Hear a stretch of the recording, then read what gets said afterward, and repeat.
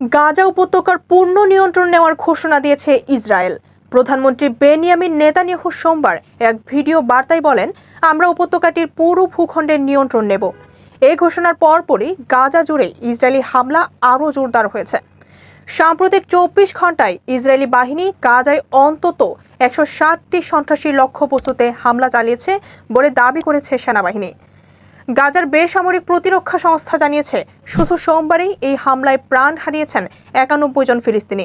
মানবিক সংকট নিয়ে আন্তর্জাতিক চাপের মুখে অবশেষে গাজায় সীমিত পরিসরে ত্রাণ প্রবেশের অনুমতি দিয়েছে ইসরায়েল।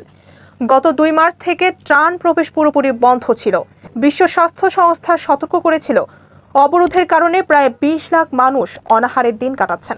সোমবার প্রথম 5টি ত্রাণবাহী ট্রাক গাজায় প্রবেশ করে। এতে শিশুদের জন্য খাদ্য সহ কিছু প্রয়োজনীয় সামগ্রী ছিল। জাতিসংঘের মানবিক সহায়তা প্রধান টম ফ্লেচার জানান, মোট 9টি ত্রাণবাহী ট্রাক প্রবেশের অনুমতি পেয়েছে। তবে প্রয়োজনের তুলনায় এটি সমুদ্রে 1 ফোঁটা পানির মতো।